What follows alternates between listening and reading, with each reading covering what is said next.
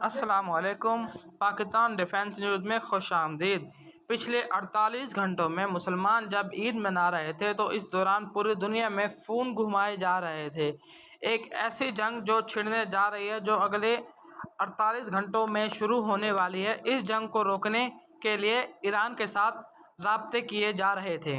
اس صورتحال کے اندر امیجن کر لیں کہ ہم دنیا میں اتنی خطرناک جنگ دیکھنے جا رہے ہیں جو پچھلے 48 گھنٹوں میں اسرائیل کی کانپیں ٹانگ رہی ہے۔ امریکہ خوف سے اس وقت سکتے کی پوزیشن میں آ چکا ہے اور حالت یہ ہو چکی ہے کہ سینٹ کوم کے جنرل مائیکل امریکہ سے سیدھا اسرائیل پہنچے ہیں اور 7 امریکی کمانڈوز بھی پہنچ چکے ہیں۔ انہوں نے جا کر اسرائیل میں بتایا کہ جنگ چھڑنے والی ہے۔ روس نے اپنے شہریوں کو منع کر دیا ہے کہ کوئی بندہ اسرائیل نہ جائے، مڈل ایسٹ میں سفر نہ کرے، لبنان میں سفر نہ کرے۔ روس نے اپنی تمام فلائٹ مڈل ایسٹ، اسرائیل، لبنان، ایران جانے والی کو کینسل کر دیا ہے فوری طور پر۔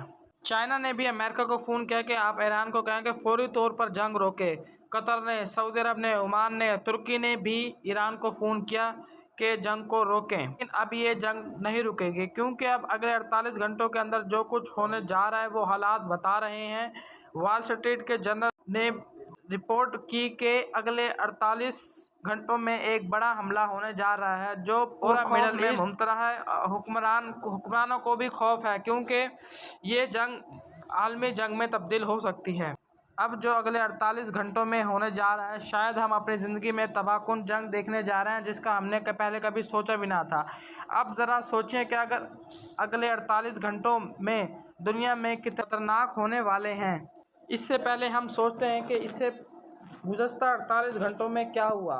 اسرائیل نے حماس کے رہنما اسماعیل ہانیہ کے بیٹوں کو نشانہ بنایا جس میں ان کے 3 بیٹے 3 پوتے شہید ہوئے۔ اب لگا لیجیے کہ اسرائیل کسی صورت جنگ روکنے کے موڈ میں نہیں ہے۔ اسرائیل چاہتا ہے کہ مشرق وسطیٰ میں جنگ وسیع ہو۔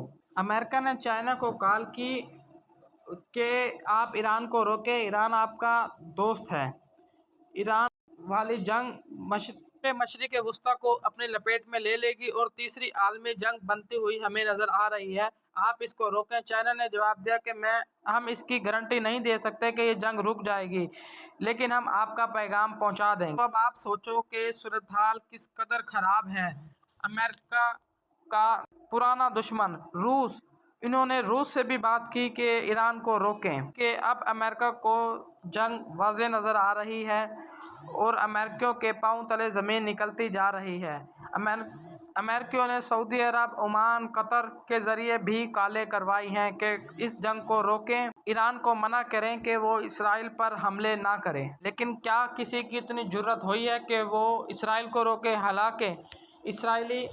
حالانکہ ایرانی وزیر خارجہ نے اقوام متحدہ کے ذریعے پیغام بھجوایا کہ اگر اقوام متحدہ دمشق پر سفارت خانے پر حملے کی مذمت بھی کر دیتا یا اسرائیل غزہ فلسطین میں جنگ بندی کر دے تو بھی صورتحال تبدیل ہو سکتی۔ لیکن اب انہوں نے واضح کیا کہ اب ہم پیچھے نہیں ہٹ سکتے کیونکہ میزائل اس وقت لانچرز میں پہنچ چکے ہیں، صرف ایک بٹن دبانے کی دیر ہے۔ اب صورتحال یہ ہے کہ روس نے اپنے شہریوں کو کہا ہے کہ وہ امیڈیٹلی تمام کے تمام لوگ جو تقریباً لاکھوں کی تعداد میں ہیں فوری طور پر محفوظ مقام پر منتقل ہو جائیں اور سفارتکاروں کو کہا ہے کہ وہ سفارت خانے کے اندر ہیں اور غیر ضروری ایکٹیویٹیز نہ کریں۔ امریکہ نے بھی اپنی ایمبیسی کو کہا ہے کہ وہ یروشلم سے باہر نہ جائیں کیونکہ حملہ ہونے والا ہے اور حملہ جمعے کی رات کو ہوگا۔ اب ایران کس طرح حملہ کر سکتا ہے؟ نمبر 1، ڈائریکٹ حملہ ہائپرسونک یا اپنے پاس موجود دیگر 9 قسم کے جدید ترین میزائلوں کے ذریعے۔ نمبر 2، اپنی پراکسیز لبنانی حزب اللہ کے ذریعے۔ نمبر 3، ایران اپنی پراکسیز حزب اللہ، حوثی باغیوں اور شام میں موجود اپنی فورسز کے ذریعے اور خود ڈائریکٹ حملہ کر کے بیک وقت حملہ کر دے۔ آپ امیجن کریں اس وقت کیا صورتحال ہوگی جب بیک وقت 4 سمت سے اسرائیل پر حملہ ہو۔ اس دوران ایران نے سعودی عرب، قطر، عمان کو واضح پیغام دیا کہ آپ کی ایئر اسپیس آپ کی سرزمین ایران پر حملے کے لیے استعمال نہ ہو، کیونکہ جب ایران اسرائیل پر حملہ کرے گا تو امریکہ اسرائیل کے دفاع کے طور پر اپنی جو ایئر بیسز جو سعودی عرب، عمان، قطر میں موجود ہیں اس کے ذریعے ایران پر حملہ کر سکتا ہے۔ لیکن ایران نے واضح کر دیا ہے کہ کوئی بھی مشرق وسطیٰ میں موجود امریکی فوجی اڈہ اسرائیل کے خلاف استعمال نہ ہو۔ اب سوچنے والی بات یہ ہے تو ایران امریکہ پر ڈائریکٹ حملہ تو نہیں کر سکتا، تو یقیناً صورتحال خراب ہوتی نظر آ رہی ہے۔ امریکہ نے اپنا ایئر کرافٹ کیریئر بھی اسرائیل کے پانیوں میں پہنچا دیا ہے، جو ایرانی میزائل کو اسرائیل پر آنے سے روکنے کی کوشش کرے گا۔ اب دیکھیں، ایران کا بھی ایک امتحان ہے، روس کا بھی ایک امتحان ہے اور چائنا کا بھی ایک امتحان ہے، کیونکہ ایران کے پاس موجود میزائل ٹیکنالوجی روس اور چائنا کی ہے۔ اب اگر ایران میزائل فائر کرتا ہے اور اسرائیل یا امریکہ اس کو روک لیتے ہیں تو یہ ایران کی بہت بڑی ناکامی ہوگی۔ ایران کے ساتھ ساتھ یہ ناکامی روس اور چائنا کی بھی ہوگی، کیونکہ ٹیکنالوجی تو ان کی ہے۔ جب حملہ کامیاب ہو جائے گا تو پھر روس ایران جوابی کارروائی جب کر دے گا تو اسرائیل ایران پر جوابی حملہ کرے گا۔ سب سے پہلے ایران کی ایٹمی تنصیبات پر حملہ ہوگا، جس میں ایٹمی تنصیبات کو بھاری نقصان پہنچ جائے گا۔ ایرانی ایٹمی پروگرام کئی سالوں پیچھے جا سکتا ہے۔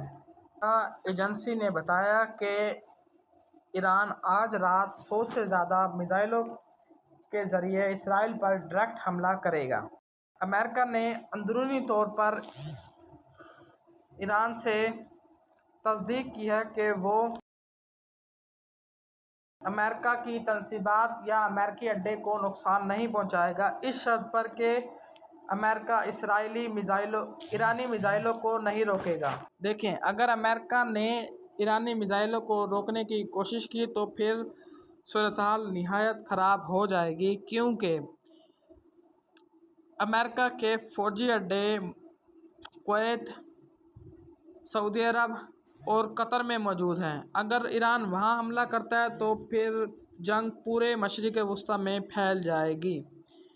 لیکن ایران ڈائریکٹ حملہ نہیں کر سکتا امریکہ پر، اس لیے جگہ صرف یہ مشرق وسطیٰ میں موجود اڈے ہی بچتے ہیں۔ اسی وجہ سے ایران نے عرب ممالک کے ذریعے پیغام بھجوا دیا ہے کہ کسی بھی صورت آپ کی سرزمین استعمال نہ ہو۔